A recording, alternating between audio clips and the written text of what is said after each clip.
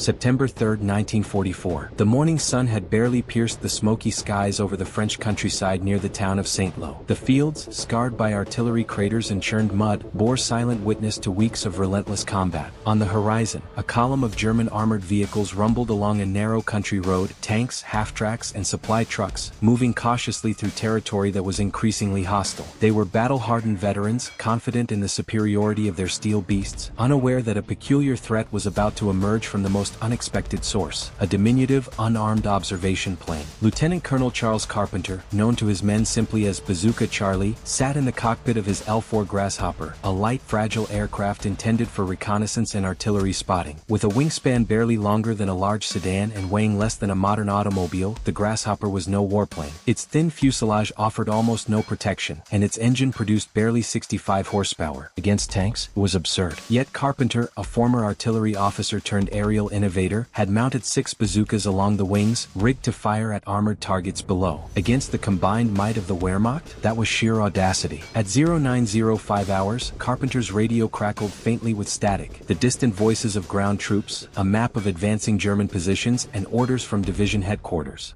He adjusted his goggles and glanced at the flat terrain below. The German column had slowed for a supply vehicle stuck in the mud. This was his moment. His pulse quickened, but not with fear, rather, a focused, almost clinical anticipation. Every soldier in his unit knew that today, a single miscalculation could mean the end of both plane and pilot. The Grasshopper dipped lower. Mud-smeared fields rushed past. Carpenter's eyes fixed on the lead tank, a Panzer IV Ausf. Its turret glinting in the weak sunlight. With nerves of steel and years of artillery calculation in his mind, he aligned the first bazooka. The launch sequence was primitive, nothing like the automated targeting of a fighter plane. He aimed, adjusted for speed, altitude, and wind, and fired. The rocket streaked downward, trailing smoke, and struck the tank's side. A dull, horrifying thud echoed across the valley below, followed by a sudden sheet of fire. The Panzer lurched, its tracks shredded, its crew scrambling in terror. Carpenter's heart didn't race. He was already lining up the second shot. The Germans, bewildered by the sudden aerial attack from an unarmed plane, fumbled for anti-aircraft fire. Machine guns raked the fields, tracer rounds slicing past the Grasshopper. But Carpenter dove again, weaving low over craters, adjusting aim, firing bazooka after bazooka. Within minutes, 2 more tanks in the column were disabled. The German crew shouted, cursed, and attempted to retreat behind hedgerows. But the tiny Grasshopper was relentless, darting between trees and low ridges, exploiting its agility against tanks that could barely turn on a narrow road. Carpenter's radio continued to hum with static from artillery observers, but he ignored it. There was only the mission, the smoke, and the sound of rockets tearing through armored steel. Witnesses on the ground later recounted the scene with disbelief. One infantryman, scribbling in his diary under a dim lamp, wrote, "I could not believe my eyes. A man, in a plane meant for observation, was attacking tanks like a hawk striking chickens. Our hearts leapt with hope and fear for his life." Another described the moment the lead tank erupted in flame. It was as if the sky itself had turned against them. A tiny plane, impossible yet deadly. By 0930 hours, Carpenter had disabled 6 tanks, damaged several half-tracks, and disrupted the entire German convoy. The psychological effect was profound. German commanders radioed back to higher headquarters, calling the attack an absurd and unprecedented hazard. Anti-aircraft units scrambled, artillery adjusted positions, and infantry dismounted, trying desperately to protect the remaining vehicles. But for every defensive measure, Carpenter had a counter. A dive, a roll, a bazooka aimed with lethal precision. The audacity of the attack was matched only by the ingenuity. Carpenter had taken a plane designed for observation, stripped it of unnecessary weight, and transformed it into a platform of destruction. He had identified a gap in conventional thinking, the idea that air reconnaissance planes were harmless. By exploiting that assumption, he created a new form of warfare. 1 part courage, 1 part creativity, 1 part calculated recklessness. As the German column retreated in disarray, Carpenter climbed to a safe altitude, his hands slick with sweat, his mind racing with the next engagement. Behind him, the French countryside lay scarred and burning, the echoes of artillery and rocket fire fading into the morning mist. The story of Bazooka Charlie was just beginning, and yet in these first minutes of combat, he had already become a legend among men who had fought in the European theater. A man who challenged the odds, who took the improbable and made it devastatingly real. By the end of that day, Carpenter's exploits would be reported back to division headquarters. Initial estimates of German losses were staggering: 6 tanks destroyed, multiple multiple armored vehicles disabled and morale shattered. Field officers would later remark that such an attack defied all logic, that no plane should have been capable of this. Yet here was proof: a single pilot, a fragile aircraft, and the audacity to challenge armored steel. And as Carpenter returned to base, eyes scanning the horizon for the next mission, one question lingered among those who witnessed the spectacle: how could one man in a plane smaller than the tanks he destroyed alter the course of a skirmish and perhaps influence the tactics of armored warfare for years to come? To understand the audacity of Charles Carpenter's actions, one must first comprehend the scale and confidence of the German armored forces in late 1944. By September, the Wehrmacht's panzer divisions were seasoned veterans of nearly every major European campaign. They had crushed Poland, maneuvered through France with devastating speed, and fought to a stalemate and beyond on the Eastern Front. In Western Europe, following the D-Day landings in June 1944, German armor was deployed aggressively to counter the advancing Allied forces, forming mobile spearheads meant to punch through front lines and disrupt supply chains. In Normandy and the surrounding regions, German doctrine emphasized blitzkrieg principles: speed, concentrated force, and coordinated combined arms. The panzer divisions were structured with tank battalions, mechanized infantry, artillery, reconnaissance, and engineers, all operating in precise coordination. Each element had a specific role. Tanks led the attack, mechanized infantry protected flanks, engineers cleared obstacles, reconnaissance scouted terrain. In theory, the Germans believed that any threat could be neutralized through careful coordination, and Feldmarschall Erwin Rommel, the so-called Desert Fox, had instilled a culture of aggressive, rapid response. German crews were trained to anticipate frontal assaults from tanks or artillery. The hierarchy assumed that an enemy's air assets would be conventional fighters or bombers. Light observation planes, such as the American L-4 Grasshopper, were intended solely for artillery spotting, fragile, nearly defenseless. In German reports, these planes were often dismissed as a nuisance at most. A captured Luftwaffe operational report from August 1944 stated, "Observation aircraft pose minimal threat. Infantry is instructed to ignore unless small arms fire is observed." This overconfidence stemmed not just from training but also from experience. In previous engagements, German tank columns had moved with relative impunity through open fields and rural roads. Enemy light aircraft seldom posed a serious risk. By September 1944, German armored units were accustomed to predictable threats: anti-tank guns, mines, artillery barrages, and opposing tanks. The idea that a single, slow-moving plane could disable multiple tanks was considered impossible. Field reports confirmed this mindset. During the early days of the Allied breakout from Normandy, German panzer units were often more concerned with air superiority from Allied fighters like the P-47 Thunderbolt than the tiny L-4 Grasshoppers. A diary entry from a German tank officer in September 1944 reads, "The observation planes are harmless. We ignore them. Our focus is on Sherman tanks and artillery." That assumption, repeated across units, was a critical blind spot. Moreover, logistical constraints reinforced overconfidence. German units, stretched thin across multiple fronts, relied heavily on established supply routes and predictable formations. Tank columns moved along known roads, flanked by engineer squads tasked with mine clearing and obstacle detection. Radio communications were secure and continuous, fostering a sense of control and invulnerability. Reports from the 7th Panzer Division indicated that by late 1944, rear and flank zones were considered secure enough for routine convoys. Yet within this structured confidence lay the seeds of vulnerability. German doctrine rarely accounted for low-speed, highly maneuverable aircraft exploiting unconventional attack vectors. Infantry gunners were trained to identify and engage fast-moving targets. They were not prepared for rockets descending from a plane barely above treetop level. Anti-aircraft assets were often positioned to protect against high-flying aircraft, leaving columns exposed below. This gap in doctrine became the foundation upon which Carpenter would act. He understood the psychology of the German crews, their belief in the invulnerability of their armor, their training to ignore observation planes, and their reliance on conventional tactics. He exploited this overconfidence, transforming a craft meant for reconnaissance into a precision strike weapon capable of shattering their assumptions. In addition to underestimating air threats, the Germans were overconfident in the survivability of their tanks. The Panzer IV, although formidable with frontal armor and a 75mm main gun, had weak side and rear armor and a vulnerable underbelly. Its crews, trained to expect attacks from other tanks or artillery, rarely anticipated weapons aimed from below at a steep angle, particularly those launched by rockets from a low-flying aircraft. Even light artillery miscalculations were considered unlikely to destroy the tanks outright. But Carpenter's bazookas, fired from precise angles and low altitude, targeted the weak spots engineers had neglected, creating devastating effects. By September 1944, German armored units were also suffering from cumulative fatigue and attrition. Months of continuous retreat and counteroffensive defense, combined with supply shortages shortages had dulled the edge of combat effectiveness. Crews were trained, disciplined, and confident, but stretched thin. Complacency bred overconfidence, which, combined with tactical rigidity, created an environment where a single innovative adversary could exploit weaknesses unnoticed. The stage was set. The Germans marched in straight lines, expecting to encounter nothing more dangerous than artillery or opposing tanks. Their doctrine had blind spots, their overconfidence had created exploitable gaps, and above them, a small, unassuming plane carried the weight of ingenuity, courage, and audacity. Carpenter's target was not merely steel, it was psychology. Each rocket he fired would not only disable a tank but undermine confidence, instill fear, and force a re-evaluation of doctrine. The German armored divisions, trained to trust in superior firepower, were about to experience a reality they had never anticipated. The threat from the sky that could strike anywhere at any time, and from a platform so unlikely it defied imagination. In retrospect, military historians note that such overconfidence was a recurring flaw in armored warfare. Field Marshal Heinz Guderian, in his memoirs, later observed, "The greatest vulnerability of armor is not the gun, nor the mine, but the mind that believes it invincible." In the case of September 1944, that vulnerability would be exploited by a man in a plane so small, so underestimated, that the Germans would struggle to explain how their steel beasts fell one by one under the assault of a grasshopper armed with bazookas. By the late summer of 1944, the Allied advance across France was rapid, but far from smooth. D-Day, June 6, had succeeded beyond many expectations, yet the American and British forces found themselves facing the grueling reality of extended supply lines, relentless German counterattacks, and the challenges of maneuver warfare across a devastated countryside. For every mile gained, the cost in lives, vehicles, and morale was staggering. American units, particularly those in the 1st and 9th Armies, were stretched thin. Infantry divisions moved forward, often without adequate armored support, while supply convoys struggled along narrow, cratered roads filled with mud, rubble, and the remnants of destroyed vehicles. Artillery units struggled to keep pace, and forward observers faced the constant threat of ambush. In many sectors, soldiers faced shortages of ammunition, fuel, and even food, creating frustration and tension within the ranks. Letters from soldiers illustrate this hardship vividly. Private James Thompson of the 84th Infantry Division wrote in August 1944, "We push forward every day, but we are tired. Food is scarce, and the tanks that should protect us are always just out of range. We need something, anything, to give us an edge before the next push." Across units, similar sentiments emerged, determination tempered by fatigue, courage shadowed by exhaustion. The American tank crews themselves were skilled, yet often overextended. Shermans, while reliable and numerous, faced well-armored German panzers. Artillery was sometimes delayed due to poor roads, and anti-tank weapons were in short supply. Commanders recognized that conventional tactics alone might not suffice to break enemy formations efficiently. This awareness fostered both anxiety and innovation, prompting soldiers and officers. Carpenter's idea took root. Observing the slow-moving German armor from the skies, he recognized a gap.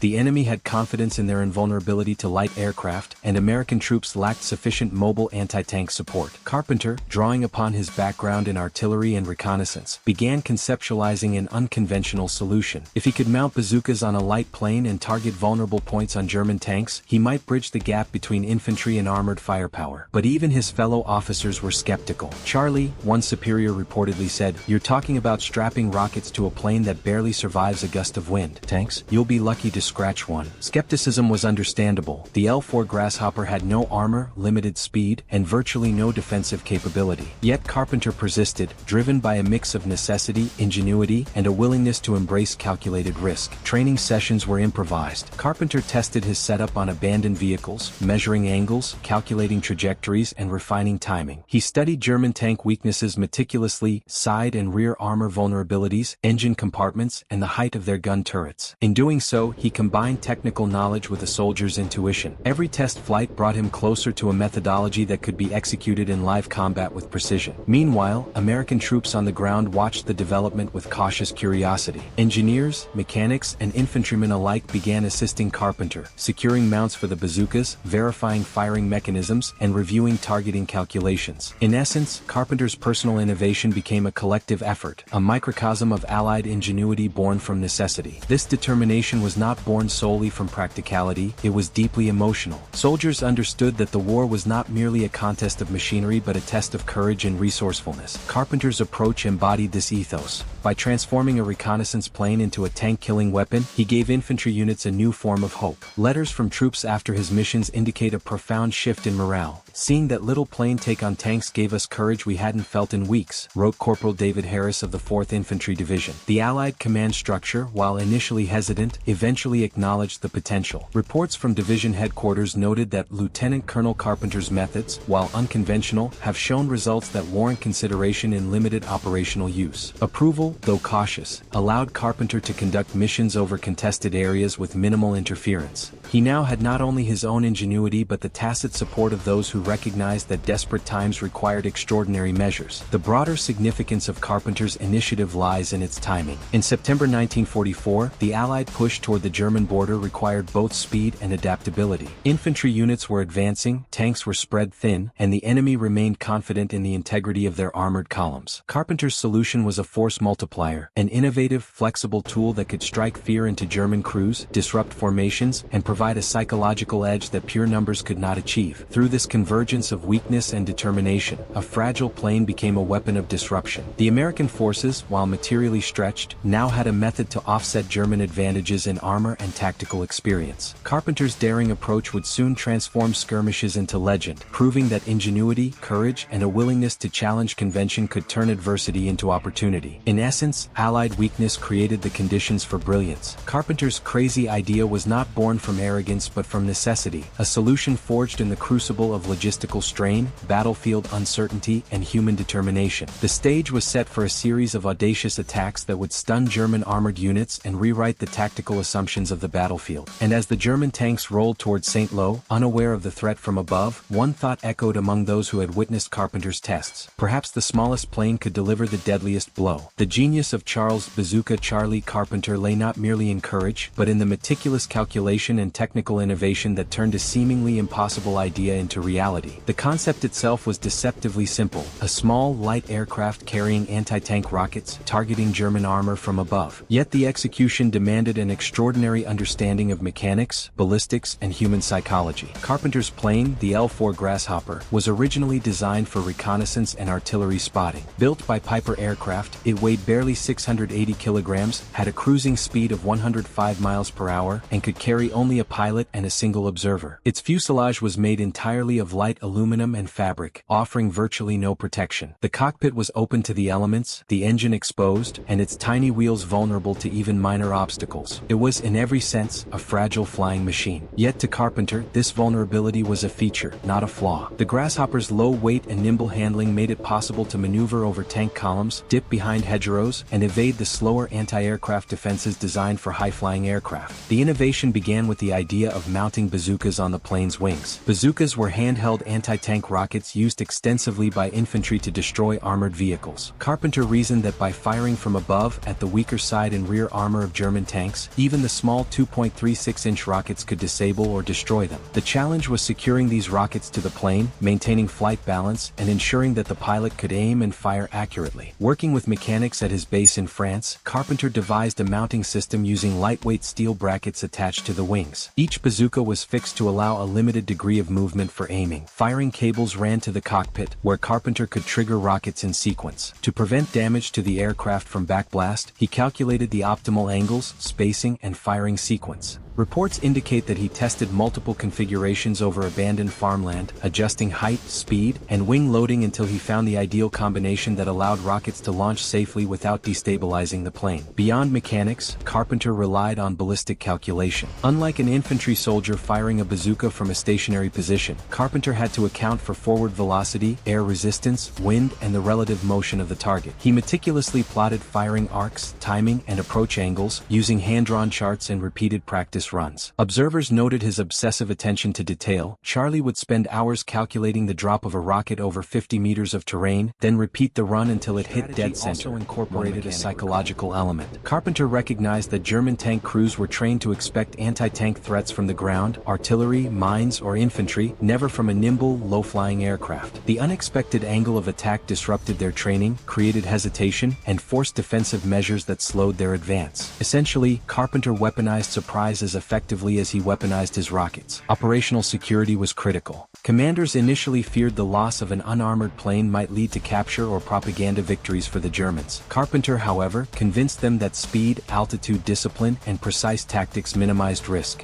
He avoided direct head-on attacks, instead diving from treetops, approaching from flanks, and firing multiple rockets in quick succession. He often repeated attacks on the same columns to maximize confusion and destruction, always retreating at the moment the enemy reacted. Carpenter's methodical approach extended to mission planning. Before every sortie, he studied maps, enemy positions, and known German supply routes. He calculated the optimal time of day for visibility and surprise, considered terrain features for both attack and escape, and coordinated with ground units when possible. Even artillery officers began providing him with advanced coordinates to maximize his impact. The synergy between Carpenter's air assault and the infantry's ground operations transformed a lone initiative into a tactical advantage. His ingenuity did not go unnoticed. A declassified U.S. Army report from late 1944 described the innovation as an unorthodox application of infantry weapons from an aerial platform, demonstrating both initiative and technical proficiency beyond conventional doctrine. Military historians have since praised Carpenter's work as a rare instance of battlefield improvisation that combined physics, mechanics, and tactical insight to exploit enemy weaknesses. Importantly, Carpenter's innovation was replicable yet personal. While the Grasshopper could carry only a handful of rockets, the concept inspired similar adaptations across other reconnaissance planes and light aircraft in the theater. Pilots began experimenting with bazookas, light bombs, and other small-caliber munitions. Carpenter, however, remained unmatched in precision and daring, partly because of his thorough testing, partly because of his willingness to place himself in extreme risk to maximize results. By the time Carpenter undertook his first full combat mission with mounted bazookas, he had effectively created a new form of anti-armor warfare, one that required ingenuity rather than brute force, precision rather than volume of fire, and psychological dominance as much as physical destruction. The combination of innovation, daring, and technical calculation would soon prove decisive in his first engagements near St. Lo, and the results would astonish both allies and enemies alike. Carpenter's method demonstrated a fundamental lesson of warfare, that technological superiority is not always necessary when creativity, courage, and careful calculation intersect. One man, a light aircraft, and a handful of rockets could achieve what conventional tactics often could not: disrupt, disable, and demoralize enemy forces, turning weakness into decisive advantage. As the Grasshopper lifted off from its makeshift airstrip on September 3, 1944, carrying 6 carefully mounted bazookas and a pilot with nerves of steel, the world of armored warfare was about to be confronted by a threat it had never imagined. What followed would defy doctrine, inspire legend, and leave German crews questioning everything they thought they knew about vulnerability and risk. The morning of September 3, 1944, dawned over the rolling countryside of Normandy with an almost deceptive serenity. Mist clung to the low-lying fields, dew-slick roads shimmered in pale sunlight, and distant church steeples pierced the fog as though oblivious to the chaos waiting to unfold. For American troops, the day offered a brief reprieve, a rare window to gather strength, check equipment, and ready minds for the uncertainty of battle. Yet for those who knew what was coming, the calm carried an almost electric tension. Lieutenant Colonel Charles Carpenter, aware that the fate of several infantry units might hinge on his initiative, began the day meticulously. The L-4 Grasshopper sat on a modest airstrip, its lightweight fuselage glinting under the sun, 6 bazookas mounted across its wings. Mechanics performed last-minute inspections, checking fuel lines, launch cables, and engine performance. Carpenter paced the tarmac, reviewing hand-drawn maps that charted the expected paths of German armored columns. Every detail mattered: the curve of a hedgerow, the location of a sunken road, even the placement of a single farmhouse that could conceal enemy troops. Weather reports, gathered from Allied reconnaissance units, indicated light winds but heavy morning fog in low valleys. This presented both a challenge and an opportunity. The fog could conceal the Grasshopper from ground observation, allowing Carpenter to approach undetected. But it also reduced visibility for aiming rockets, increased the risk of collision with obstacles, and demanded acute spatial awareness. Carpenter studied the patterns carefully, calculating how low he could safely dive, how quickly he could align his shots, and how to exit the target area before anti-aircraft fire could be brought to bear. Ground troops, awaiting his strike, felt a mixture of anticipation and trepidation. Infantry units had watched weeks of German armored assaults,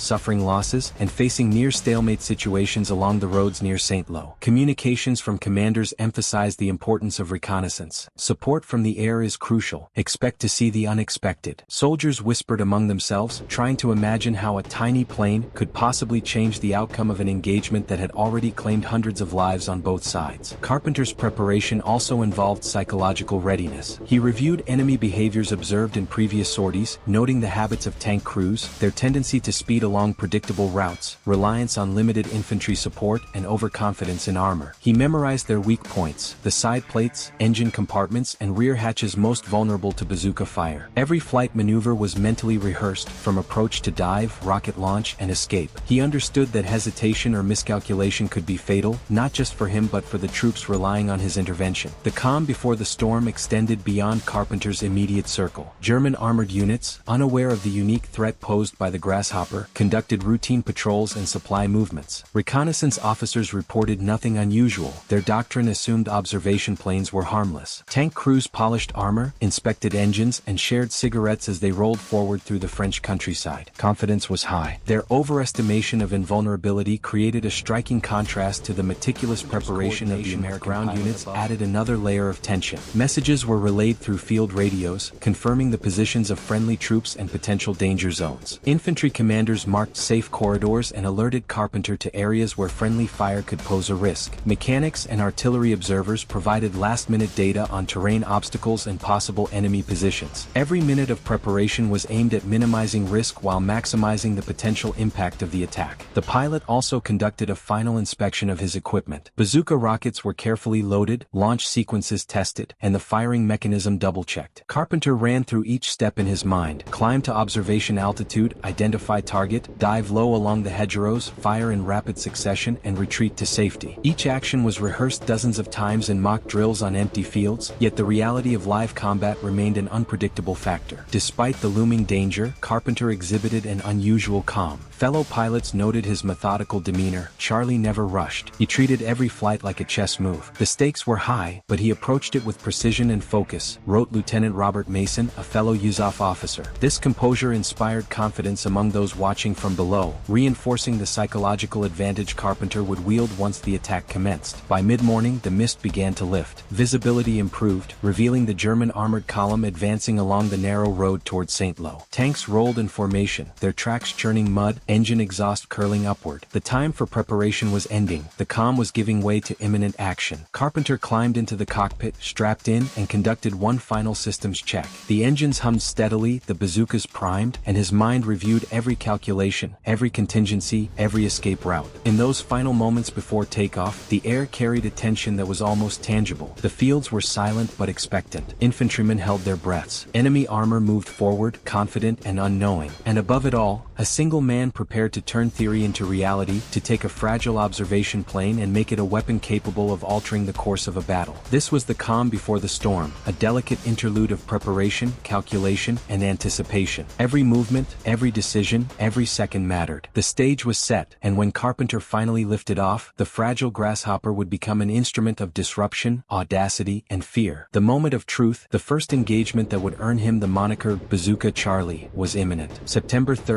1944. The German armored column crested a low ridge near St. Lo, a formation of Panzer IVs, Stugies, and half-tracks moving steadily along a narrow road flanked by hedgerows. For the crews, the morning sun offered a false sense of security. Their confidence, reinforced by months of maneuver warfare and doctrine that dismissed observation aircraft as negligible, made them blind to the imminent threat. At precisely 0935 hours, Lieutenant Colonel Charles Carpenter taxied the L-4 Grasshopper onto the small airstrip at the edge of an orchard. Mechanics cleared the last tools from under the wings. With a firm push, the tiny aircraft lifted off the ground, its single engine whining as it climbed to altitude. The mission was straightforward in planning but fraught with danger in execution. Approach, identify the lead tank, fire 6 bazookas in succession, and retreat without sustaining damage. Each action required absolute precision. As the Grasshopper cleared the treetops, Carpenter performed a sweeping reconnaissance of the column. The tanks rolled in predictable formation, 3 abreast, their armored fronts gleaming, their machine guns trained forward. Infantry was scattered along the flanks, and artillery observers positioned themselves on nearby ridges. The scene was textbook perfect for a conventional armored engagement, but Carpenter was no conventional pilot. He banked low, skimming the edge of a hedgerow to remain out of direct line of fire. The first target was a Panzer IV, its side armor partially obscured by morning haze. Carpenter aligned the first bazooka, compensating for the forward motion of the aircraft and the target, the slight wind drift, and the distance of roughly 120 meters. He squeezed the firing trigger. The rocket streaked down, impacting the tank's left flank. A dull thud was followed by smoke and flames erupting from the engine compartment. Crewmen scrambled in confusion. One soldier later recalled, "I thought the world was collapsing. Plane? Against tanks? We hadn't even seen it coming." The first strike shattered not just metal but morale. Without pausing, Carpenter maneuvered for the second target. The Grasshopper dipped, banking low over a muddy field, exposing the remaining bazookas. Rockets 2 and 3 struck additional Panzer IVs in quick succession.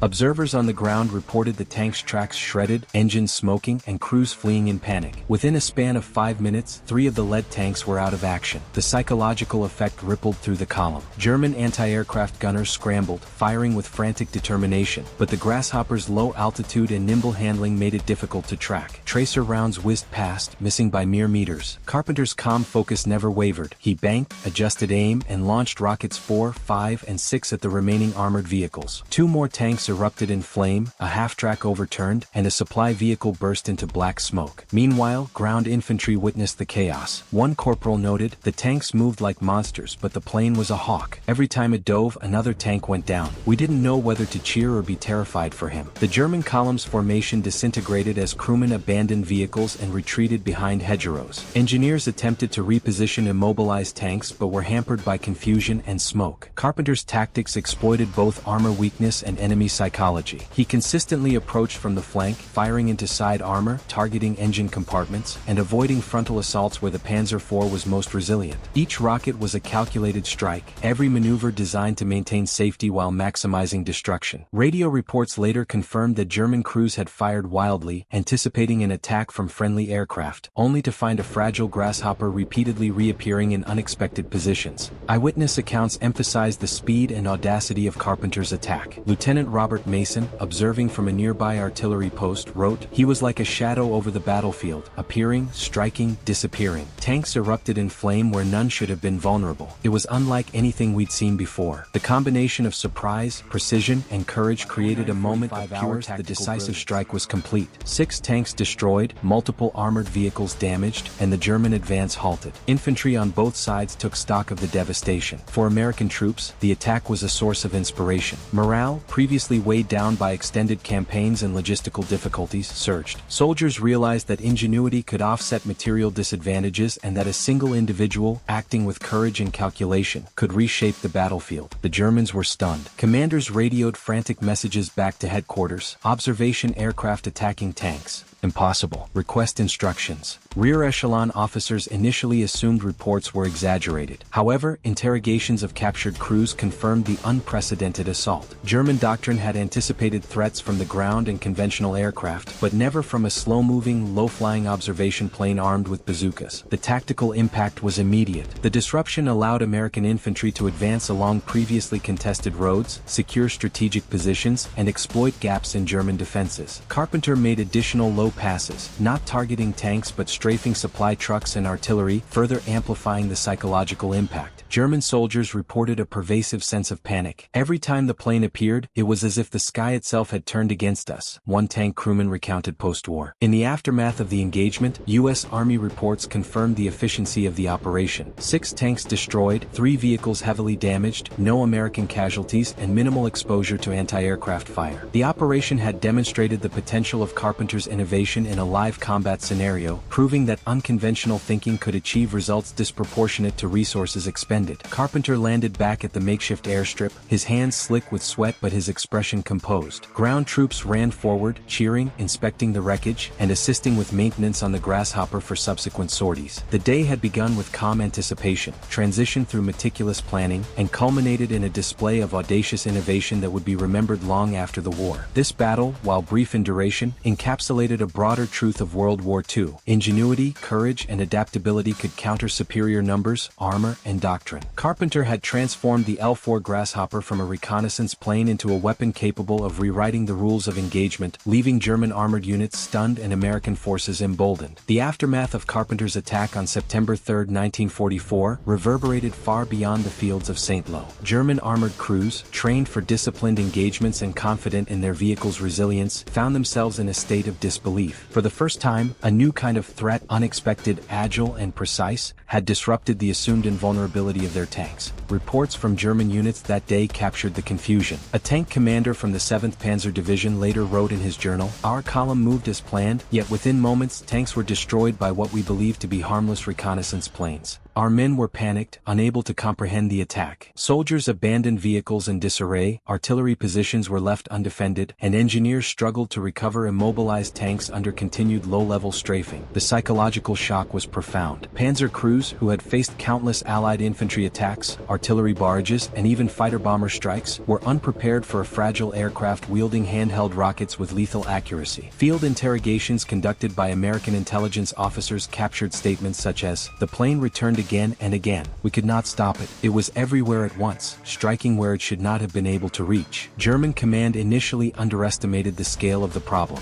Frontline reports were dismissed as exaggeration. Observation aircraft destroying multiple tanks? Impossible, wrote a division adjutant. Only after confirmation from captured soldiers and post-action assessments did officers recognize the operational impact. The L-4 Grasshopper had exposed a critical vulnerability in armored doctrine. Reliance on conventional anti-aircraft expectations left flanks exposed and undermined confidence in established tactics. Within hours, the German column began to retreat. The disciplined advance devolved into a chaotic withdrawal. Infantry units attempted to cover the retreat, but panic had already spread among armored crews. Some tank crews refused to re-engage, waiting for reinforcements that would not arrive in time. Even armored engineers, trained to recover disabled vehicles under fire, reported hesitation. "We feared the air above more than the ground beneath," one post-war memoir recalled. The ripple effect of Carpenter's attack extended to logistics and planning. Supply convoys delayed, artillery positions repositioned, and communications flooded with frantic reports. Commanders attempted to reorganize the column, but morale was eroded. Soldiers who had previously prided themselves on discipline found themselves second-guessing every movement, every decision, every expected level of security. Psychologically, Carpenter's innovation had achieved what sheer firepower often could not. A single pilot, flying a plane nearly incapable of surviving conventional combat, had created a force multiplier through surprise and precision. German soldiers who had faced overwhelming odds on the Eastern Front and in France admitted to a rare, palpable fear not of numbers but of the unexpected. It was a lesson in adaptability that doctrine had failed to teach. After-action reports filed by U.S. intelligence highlighted this collapse. The attack demonstrated not just material destruction, 6 tanks destroyed, 3 vehicles disabled, but also a strategic paralysis that allowed Allied infantry to advance unimpeded. Analysts concluded that Carpenter's missions forced German commanders to reassess armored column tactics, reallocating anti-aircraft units and reinforcing flanks in ways that slowed their operations elsewhere. The broader effect on morale was equally significant. American troops, previously constrained by fatigue and extended supply lines, witnessed the tangible results of ingenuity. Infantry units gained renewed confidence, and word of Carpenter's exploits spread rapidly. Soldiers described a newfound sense of empowerment. If a single pilot could challenge and disrupt armored forces, then resourcefulness and daring could tilt the balance even in seemingly hopeless situations. In subsequent weeks, German forces began implementing changes to mitigate the threat. Additional reconnaissance aircraft were instructed to monitor for unusual enemy planes, infantry and anti-aircraft units were repositioned to cover flanks, and training manuals were revised to consider attacks from low-flying, unexpected aerial platforms. Yet the legacy of shock persisted. Carpenter's actions had demonstrated the fragility of overconfidence and the susceptibility of even the most disciplined units to unconventional tactics. Post-war analyses of the St. Lo engagement noted a striking pattern. Morale degradation preceded material loss. Tanks destroyed, yes, but more critically, soldiers hesitated, formations faltered, and enemy command structures were forced into reactive measures. Bazooka Charlie had not only destroyed vehicles, he had shattered expectations, undermined confidence, and created a battlefield environment where unpredictability became a decisive weapon. German veterans would later recount these moments with a mixture of astonishment and lingering disbelief. One tank commander, reflecting decades later, wrote, "We had seen planes before, but never like that. It was small, slow, and yet deadly. It changed the way we thought about every approach, every movement." Carpenter's audacity had forced a psychological collapse that complemented the physical destruction, demonstrating that innovation and courage could redefine tactical realities in ways numbers and doctrine alone could not. The impact of Charles Bazooka Charlie Carpenter's September 3, 1944 mission extended far beyond the immediate battlefield near St. Lo. While the destruction of 6 German tanks and several support vehicles represented a tactical victory, the broader implications of his daring action resonated through Allied command structures, German operational planning, and even political circles in Washington and London. Immediately following the strike, reports from American infantry and artillery units indicated indicated a significant easing of pressure on frontline positions. Previously constrained roads were now open, allowing supply convoys to reach forward-deployed units more efficiently. Engineers noted that German withdrawal facilitated the repair of damaged bridges and the restoration of communication lines critical to sustaining the advance into northern France. The disruption of armored columns created breathing room for infantry to consolidate gains and prepare for subsequent offensives. U.S. Army after-action reports emphasized the psychological impact on German troops. One assessment stated, "The unexpected aerial threat induced confusion, hesitation, and retreat within enemy armored units. Morale was demonstrably weakened, leading to operational disorganization."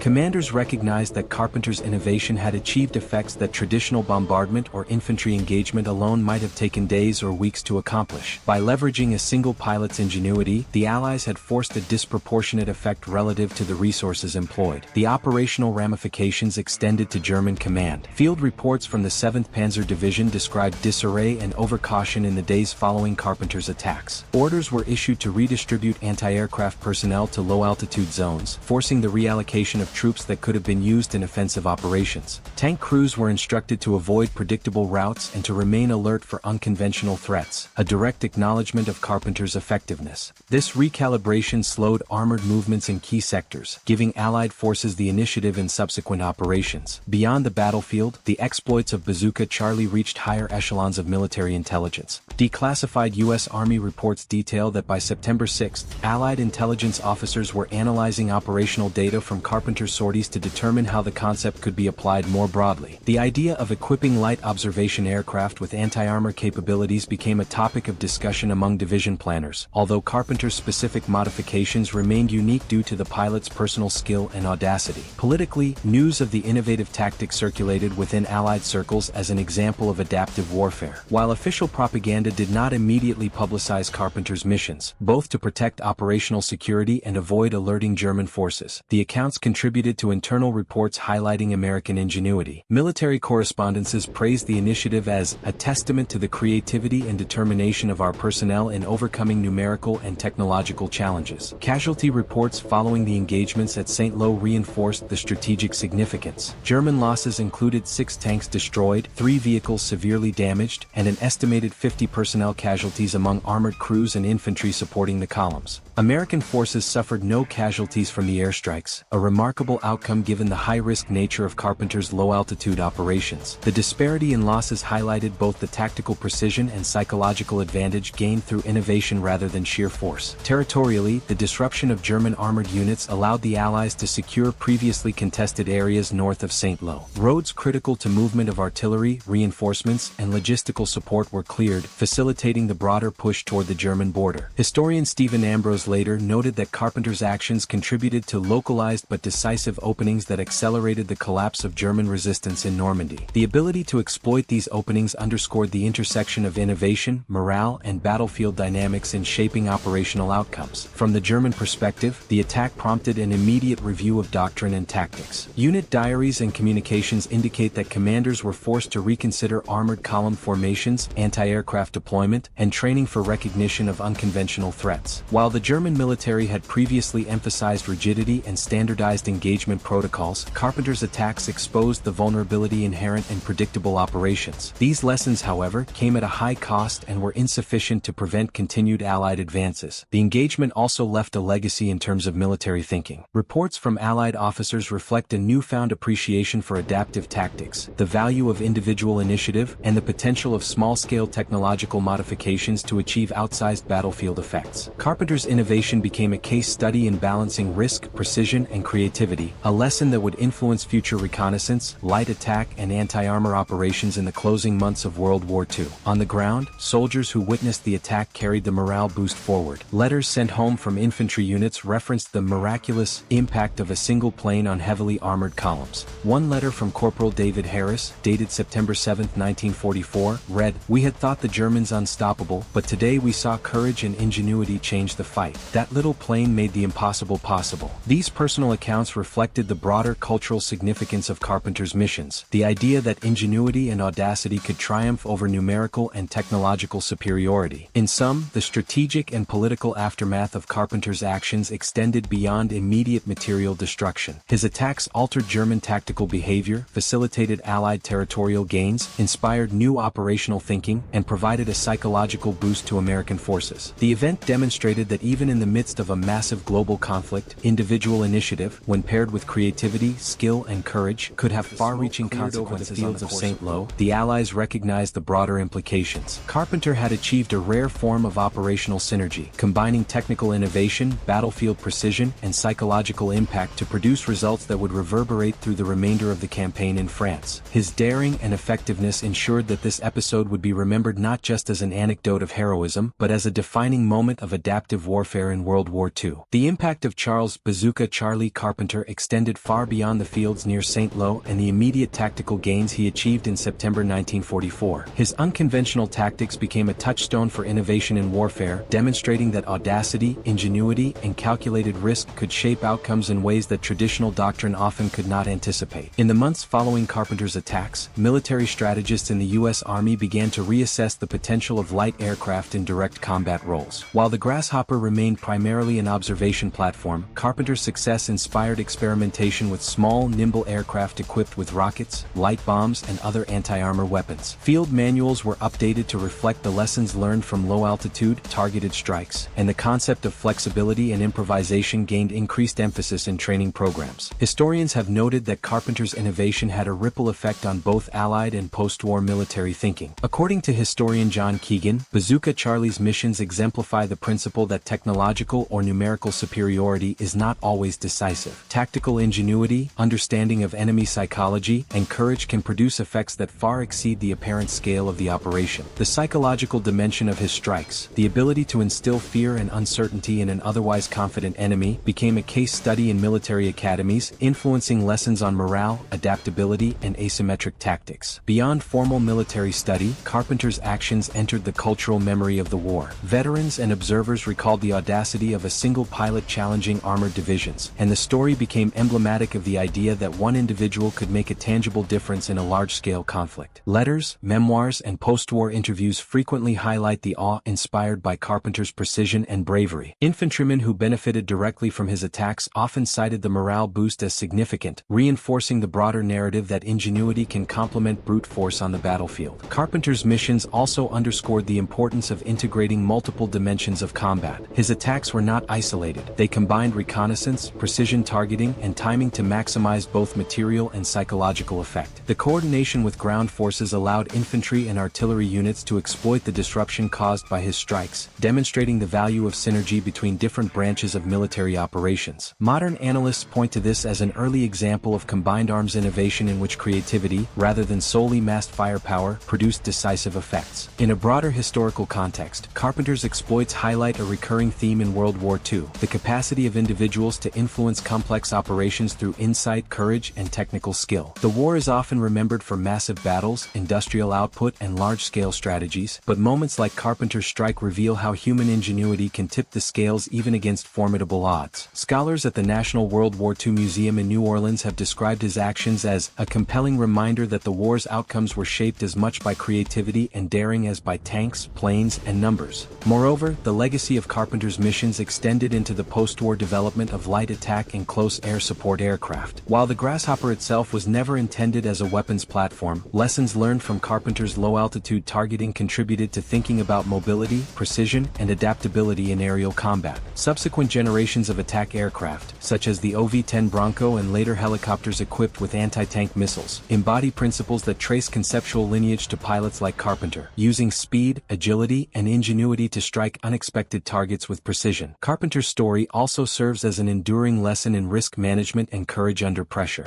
He willingly exposed himself to extreme danger, flying a fragile plane into heavily defended territory, yet did so with meticulous preparation, calculation, and respect for the forces arrayed against him. Military analysts highlight this as an example of balancing audacity with discipline. Success relied not on recklessness but on careful planning, technical knowledge, and an understanding of enemy behavior. Culturally, Carpenter's legend reinforces the narrative of the individual innovator in wartime. While armies are large and battles complex, the presence of someone capable of creative problem-solving can produce results that defy conventional expectations. Stories of Bazooka Charlie continue to be cited in books, documentaries, and academic studies as a symbol of ingenuity overcoming adversity, and as a reminder that human resourcefulness remains a force multiplier even in technological technologically advanced conflicts. Finally, Carpenter's actions have left a tangible legacy in historical memory. Memorials and exhibits at military museums commemorate his ingenuity, and veterans associations recount his missions as extraordinary examples of courage and creativity. His story underscores a timeless lesson that war, while defined by logistics, strategy, and firepower, is also shaped by the initiative of individuals willing to innovate, take calculated risks, and challenge assumptions. In the annals of World War II, Bazooka Charlie occupies a unique place, not because he commanded armies or influenced high-level strategy, but because his ingenuity, courage, and audacity produced a disproportionate impact on both the battlefield and the psyche of his adversaries. By exploiting the weaknesses of an overconfident enemy, Carpenter altered the operational landscape, inspired troops, and left a legacy of innovation that echoes through military history even today. As historians reflect, the broader lesson of Carpenter's exploits remains clear. The combination of courage, intellect, and unconventional thinking can create profound effects in situations where conventional methods alone might fail. His story exemplifies how determination and ingenuity can transform apparent weakness into extraordinary advantage, a truth as relevant today as it was on the fields of Normandy in September 1944. The story of Charles "Bazooka Charlie" Carpenter is more than a tale of destruction and tactical brilliance. It is a story of human ingenuity, courage, and the extraordinary power of individual initiative in the midst of a global conflict. From the calm morning skies over St. Lo to the chaotic disintegration of German armored columns, Carpenter's actions remind us that even in the most overwhelming circumstances, innovation and audacity can redefine World War II. It is tempting to focus solely on the massive armies, industrial might, and strategic campaigns that shaped the conflict. Yet moments like Carpenter's strike reveal a subtler truth. The war was also won in small, unexpected ways by individuals willing to challenge assumptions, defy convention, and act decisively. One pilot, in a fragile observation plane armed with nothing more than a handful of bazookas, altered not only the outcome of a single engagement but also the thinking of soldiers, commanders, and historians alike. Carpenter's success relied on the careful balance of calculated risk and preparation. He did not rely on luck or instinct alone. He tested his modifications, studied enemy formations, and rehearsed every maneuver. Each rocket fired from the L-4 Grasshopper was the result of meticulous planning, acute observation, and technical precision. His courage was not reckless bravado, it was the courage of a man who understood the stakes, respected the dangers, and acted with both confidence and responsibility. The psychological dimension of his achievements cannot be understated. German crews, previously confident in the supremacy of their armored formations, faced a threat they could neither anticipate nor counter effectively. Panic, hesitation, and disorganization spread through units trained to rely on standardized doctrine. Meanwhile, American infantry witnessed firsthand the transformative effect of ingenuity and determination. Soldiers who had endured months of fatigue, logistical challenges, and repeated combat operations found renewed morale, hope, and inspiration in Carpenter's daring. This lesson extends beyond the battlefield. Carpenter's story reminds us that human creativity, courage, and adaptability can overcome challenges that seem insurmountable. Whether in war, science, or daily life, the ability to think differently, innovate under pressure, and take decisive action